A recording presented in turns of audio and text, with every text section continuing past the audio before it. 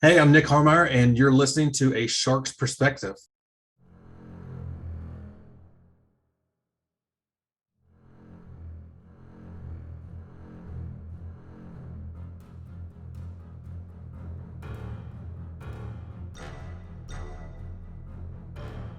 Welcome back, and thank you for joining A Shark's Perspective. I am Kenneth Kinney, but friends call me Shark. I'm a keynote speaker, strategist, a shark diver, host of this show, and your chief shark officer. You've got a brand with 2,500 employees, and it's a 100-year-old legacy business. You're competing not only for local attention, but also against similar type businesses across the country. Now picture those employees as actual animals, and the business is a zoo. Then what do you do to tell those stories in a unique way, as well as market it as a destination that competes against every other zoo and every other attraction in a competitive travel and destination landscape? It's a zoo out there, so how do you market it and market it well? Nick Harmeier is the Chief Marketing Officer of the Memphis Zoo, one of the most highly rated zoos in the U.S. And on this episode, we'll discuss what it's like to market a zoo, competing for out-of-town and in-town traffic against other zoos in the country, as well as other venues and experiences in any good market. Kind-hearted people with a love for animals, having a marketing differentiator, being one of the very few zoos to have pandas, Lily and Yaya, transparency to build trust, the importance of reviews and social media in a digital marketing world, telling 2,500 unique stories, Billie Eilish, Quentin Rampage Jackson, taking MMA to the NASDAQ, zoo movies, cheetahs, Sumatran tigers, more sharks needed, and a lot more. So let's tune into a marketing zookeeper with a marketing shark keeper on this episode of A Shark's Perspective.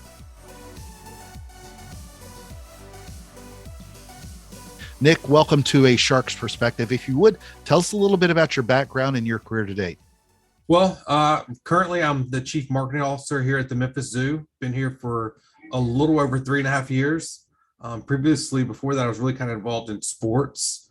I've always had a love for just entertainment, and that's kind of what has brought me here today in general. But originally from Memphis, for the most part, went to high school here in Memphis, moved down to South Florida for a few years, worked with the Florida Panthers, moved to Houston and worked with Houston Dynamo in Major League Soccer, but then came back to Memphis and started, I'd already beforehand started V3 Fights, and I started a food prep company also called Ultimate Foods.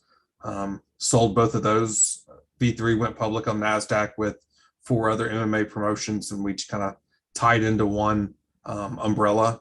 And then Ultimate Foods, I just sold it to a local investor here in town that had hit me up and wanted to come and scoop it up, and did that, and then fell into the zoo. So, well, we're going to talk a lot about the zoo, but we're not going to get out of here without talking about MMA, because it's very rare that I get to talk to anybody that has your knowledge as well about the sport. I live and breathe by it every weekend, it seems like. But I'm curious, Memphis Zoo is always rated as one of the top zoos in the country. You do such a marvelous job of positioning yourself, but how do you go about positioning the Memphis Zoo to constantly get rated one of the best zoos in the country? Again, there's a limited supply of zoos, but there's a real heavy competition for everybody's dollar as well. And that experience has got to be great. yeah, I mean, I'm really lucky in this position because the zoo's been a top zoo way before I got here. Let's take all the credit. You're on this podcast. Yeah, I know, right? But I mean, it's just we're really lucky. We have some incredible supporters here in the city. We have incredible members and fans that come here every single day, every single week. And then our staff, we've had, and that's probably one of my favorite parts about working here in this industry. It's just the staff and the team is just incredible.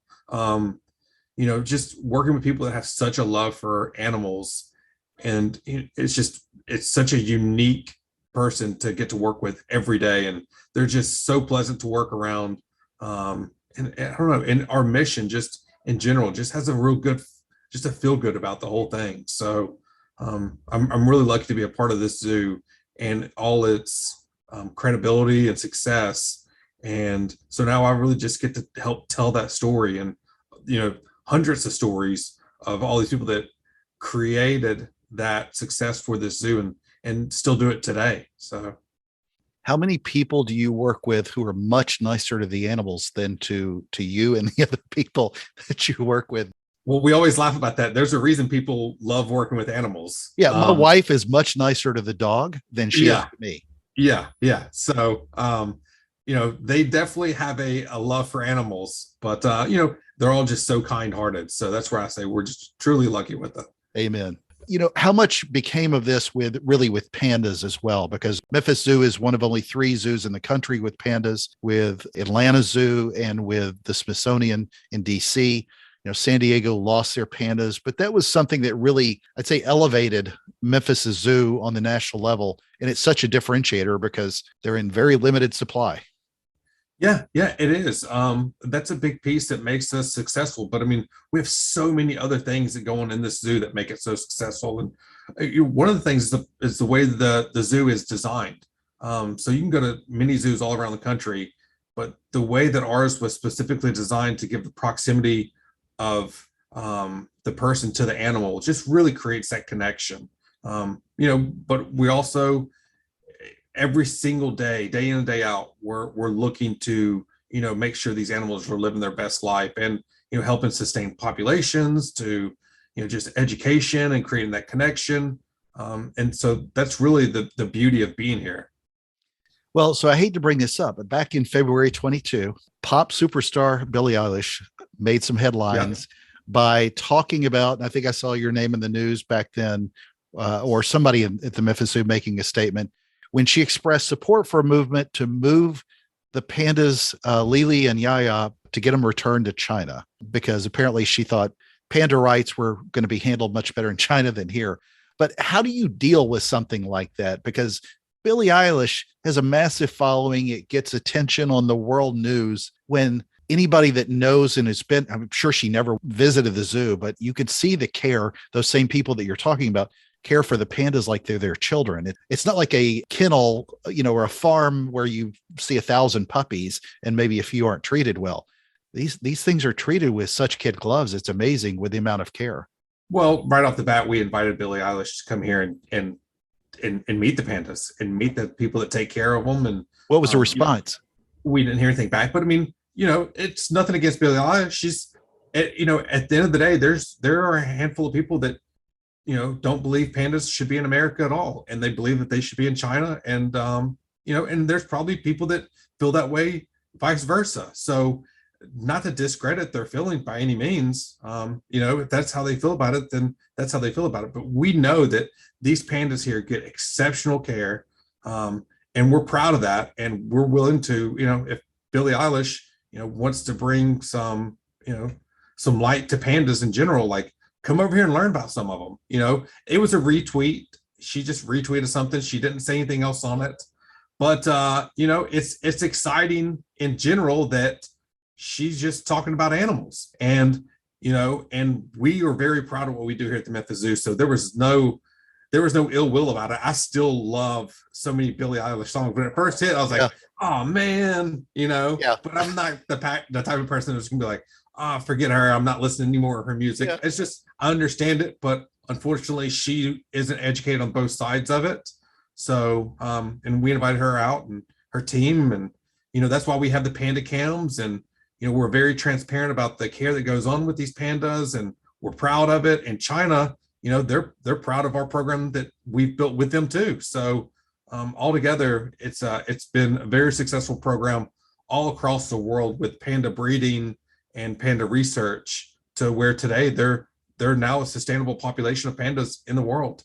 So yeah, well, Billie's depressed about everything, but I absolutely love her music. And so if she's listening to this podcast, please feel free to retweet anything for me. So, but I thought it was just an amazing opportunity. I thought it was handled well from the zoo standpoint to be able to basically show that you care. So how do you go about, though, competing against other venues? When you think about any zoo in any community, you've got other attractions, but Memphis in particular has, for a city its size with about 1.5 million people roughly, you do have Beale Street. You've got the National Civil Rights Museum, which is amazing. You've got Graceland, which is, the second most famous house in the country.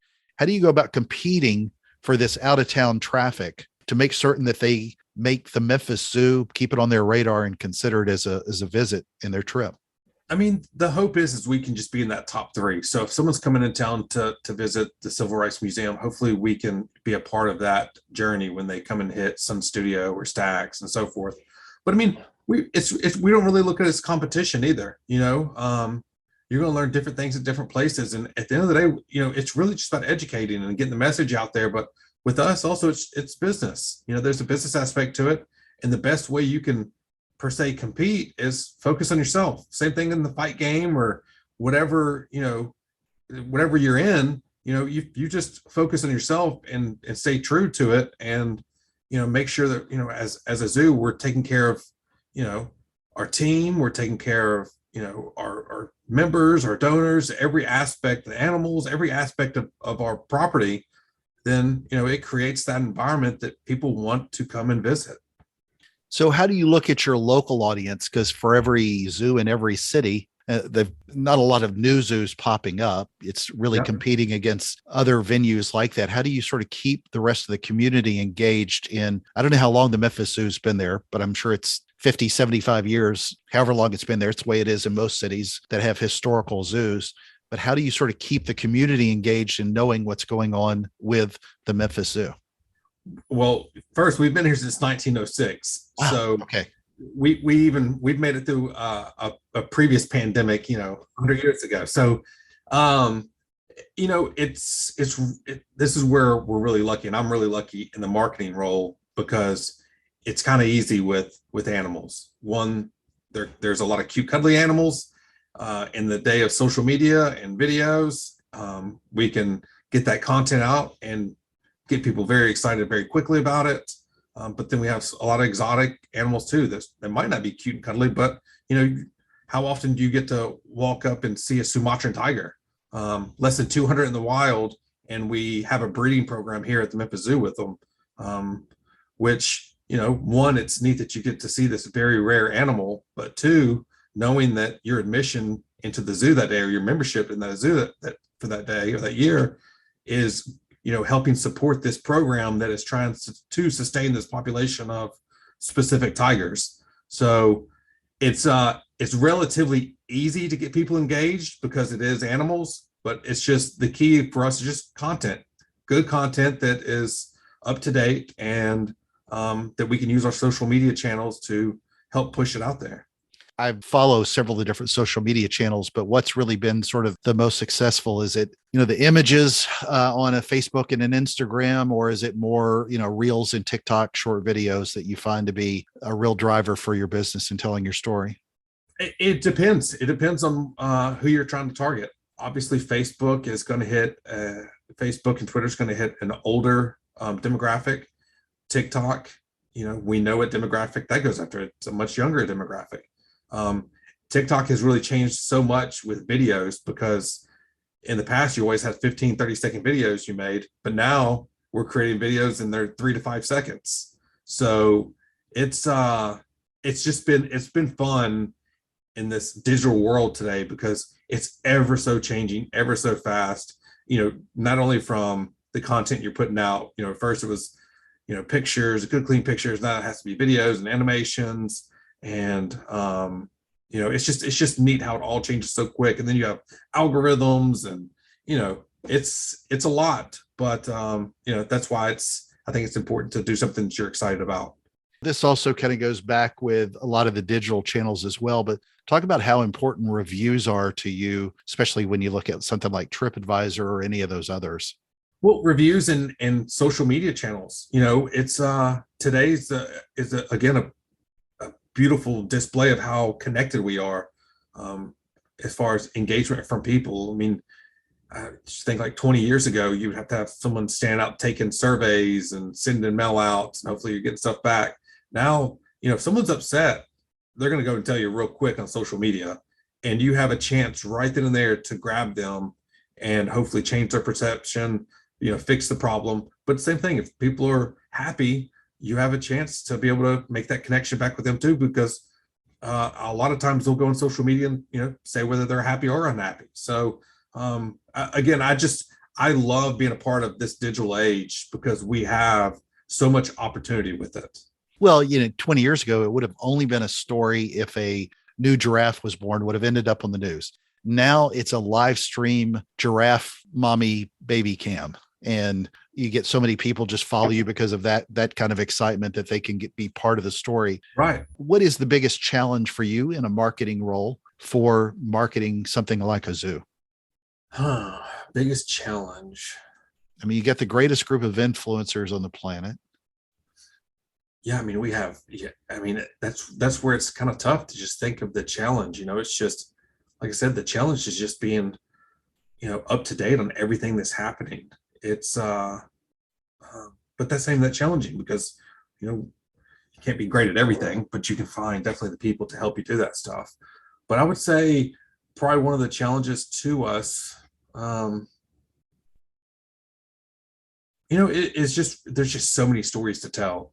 It's almost like it's difficult having the capacity, and there's just so much work to be done, across the world with animals and, you know, environments, and it's just so much work to be done. Sometimes it can feel a little overwhelming because there are so many passion projects out there that feel very important. So that's probably the most challenging thing for me. Is it even goes to people that we work with. We'll have people come to us, and we have a really big pine snake breeding program here. That pine snakes were pretty much extinct in the wild, and thanks to Dr. Reichling and his team, they've done an exceptional job in repopulating them.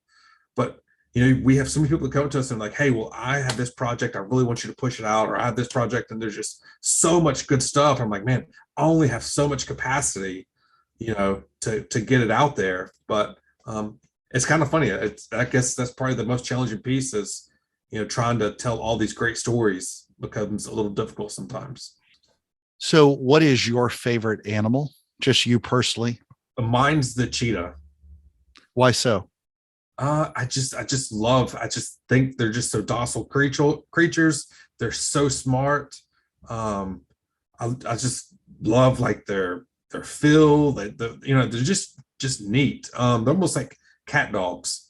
But and just thinking of like the ancient times of how they were so revered. I really think the cheetahs are just, I don't know, very interesting to me. From a social media perspective, what is your favorite one what story is probably the best to tell, maybe from an engagement standpoint? Because you think pandas to some degree because it's something different that very few people have. But I mean, my gosh, meerkats had their own show on Animal Planet forever. I mean, there's so many different ones that probably get just weird engagement, some strange form of otters or toucans or whatever it is. Yeah, I mean, there's so many different ones that become so popular so quickly. We've had an extremely incredible giraffe breeding program here at the zoo, so that usually does really well. But I mean, elephants, are such magnificent animals. I mean, elephants are probably by far one of my favorites too. And anytime we post anything about elephants, it's just we get a ton of engagement. Same thing with big cats. Pandas get a ton of engagement. They're just such beautiful animals. Man, I don't know. I mean, there's just so many of them. Hippos do really well. They're just kind of fun animals to look at and to see. How many animals, roughly, how many different species do you have at the zoo? I mean, probably like 2,500, 3,500. Yeah. So, I mean, there 2,500 different stories of species to tell. It's pretty hard to put all of that together in a content calendar and then get the word out. Yeah. Yeah. And that's where I say it gets difficult sometimes because, a lot of these keepers too treat these animals like they're their kids. So, they're like, hey, we need to be celebrating, so-and-so type of spider day today. And we're like, okay, well, I'm not sure it's going to get a bunch of engagement, but, we'll put it out there. Sure. What other than the Memphis Zoo, of the zoos that you visited throughout the world, what's been your favorite? I mean, by far the Memphis Zoo, Memphis Zoo is number one. A distant number two would be what? I haven't been to just a ton of different zoos. But I really liked New Orleans, just the way their zoo and aquarium was set up. San Antonio, I enjoyed their zoo. I'll give you one that I remember, and it was because it was different, and it was maybe just because of the location. The little zoo that could, which was it Gulf Shores? Yeah. After one of the hurricanes, and they had to displace all the animals, but it became a story on, I think, again, Animal Planet or one of those shows, one of those channels. But it was funny that it's interesting to watch them try to tell their stories a little bit differently. And the smaller the zoos, or the ones that have differentiating animals, really have a leg up over a lot of others. Yeah. Yeah. V3 fights, you were in the MMA game. What got you as part of that? Were you into martial arts at all before? I wasn't going to let you get out of here without talking about that. I grew up with Quentin Jackson. I went to Craig Bond. He went to Raleigh, Egypt. So we were pretty much neighboring schools. Did you call him Quentin, Q, or Rampage? He went by Rampage. Like, he still went by Rampage in high school too. And so, but he just whatever.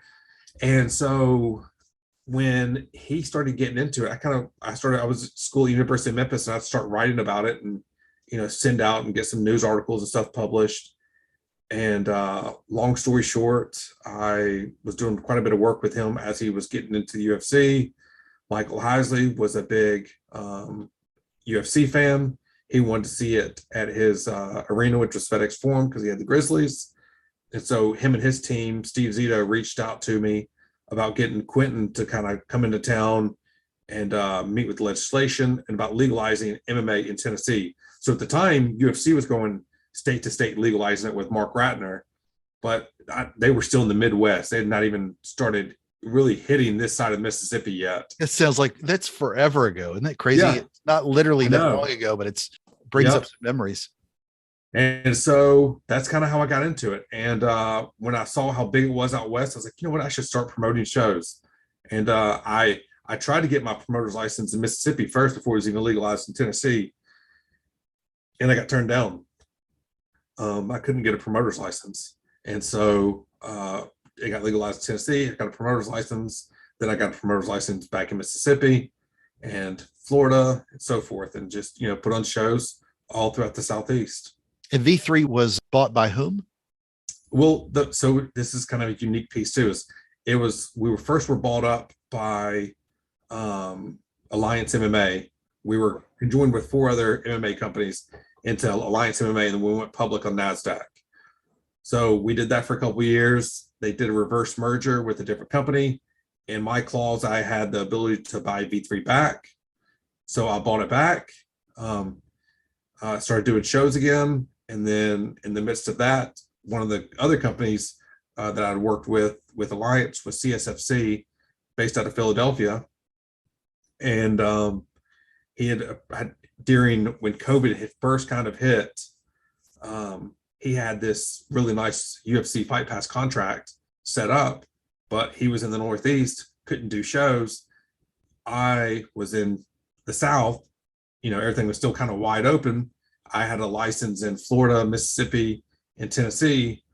And so when we were chatting one day, he was like, man, I just, I need to do this many more shows this year. I'm not sure where I'm gonna be able to do it. So I went and got some contracts signed with some properties, and got letter intents from governing bodies saying that they would allow me to do shows during COVID. But of course, we had some protocols to go by. So I took that back to him, and he's like, well, let's co-promote. And I was like, I don't want to co-promote. How about you just buy V3? And then we merged V3 into CSFC. So long story short, but it was just a way to pivot during the whole COVID pandemic. And then I remember the first UFC fight in Memphis. Now seems like eons ago, but it was Frank Mir and Czech Congo, and then BJ Penn and Diego Sanchez. Yeah. That was when things started to loosen up a little bit. So yeah. And that was originally going to be Rampage versus Rashad Evans. And then Rampage took the role at the A-Team movie. And so many people were so upset about that. But, it was probably a good move for him. It still would have been nice to have him fight one time in Memphis. One of the biggest questions that I ask everybody who's been on my show is, what is their favorite kind of shark and why? Now, one of the most upsetting things for me is a guy nicknamed Shark, who swims with sharks and who has a passion for them like you do for all the zoo animals, is Memphis Zoo doesn't have enough sharks. Right. So if you need to expand that and you need somebody to champion that up, I'm here to support.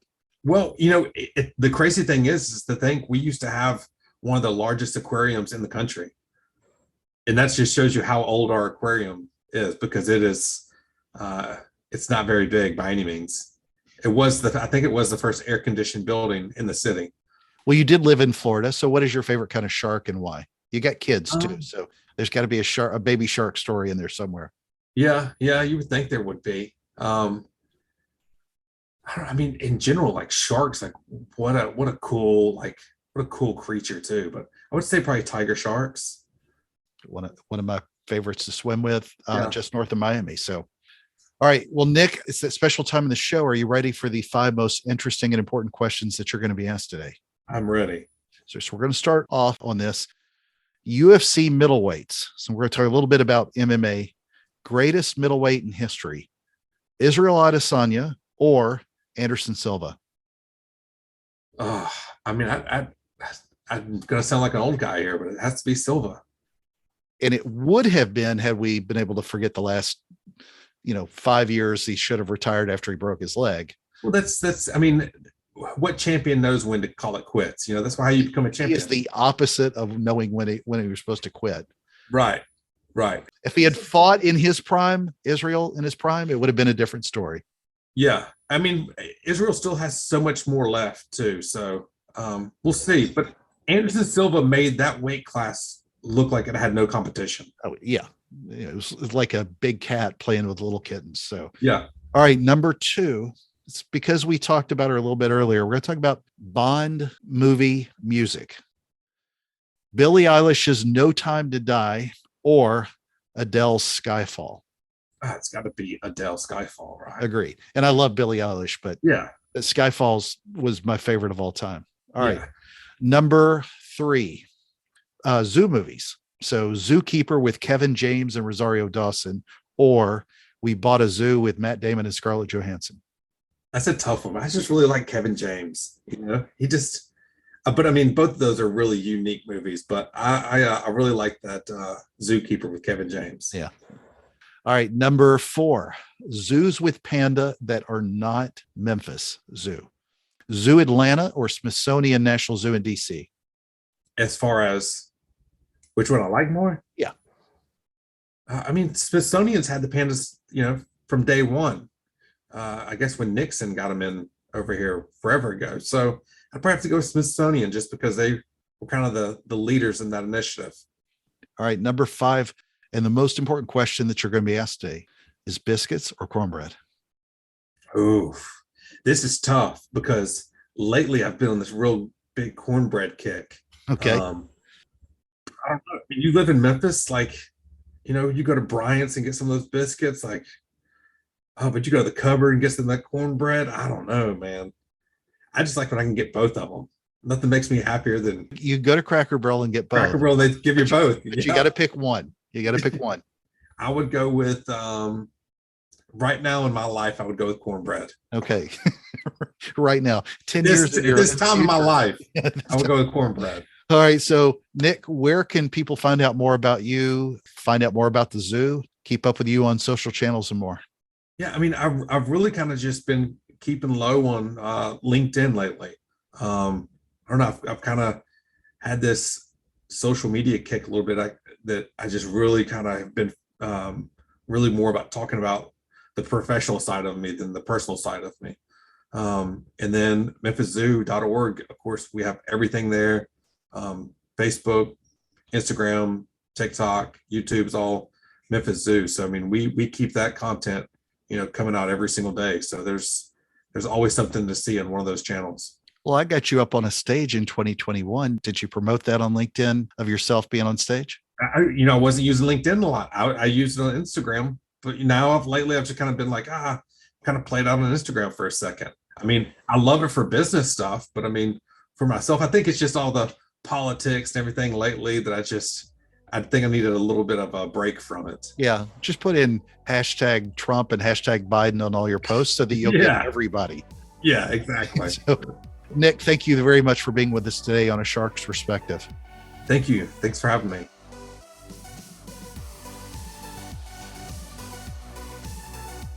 So there was my conversation with Nick Harmeier, the Chief Marketing Officer of the Memphis Zoo. Let's take a look at 3 key takeaways from our conversation with him. First, the Memphis Zoo has 2,500 stories to tell, and that can be a challenge. And not everyone has that problem or that luxury, depending on how you look at it. But whether you have one story or 2,500, just make sure that you tell it and tell it well. Figure out the differentiating way to tell that story so that your content doesn't look like everyone else's sameness. Your content voice can have a Memphis accent or any other. Just make sure that you tell your story in your way. Second, love the whole Billie Eilish and pandas discussion. It's a great example of showing people that you care, and you can build so much trust through transparency. And when you have that going for you in your brand and your business, don't cower from the attention. Be proud of it, bring light to it, help educate. And in full transparency, I love me some Billie Eilish music. Third, love it when he said to focus on yourself and stay true to it.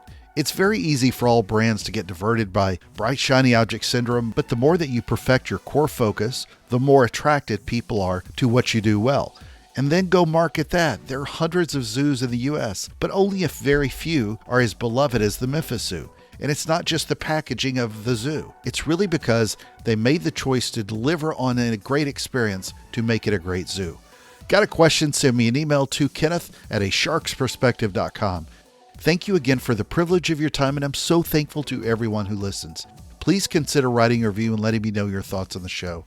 Learn as much as you can about the ethical treatment of animals, and then go support your local zoo. They have a great one in Memphis. And join us on the next episode of A Shark's Perspective.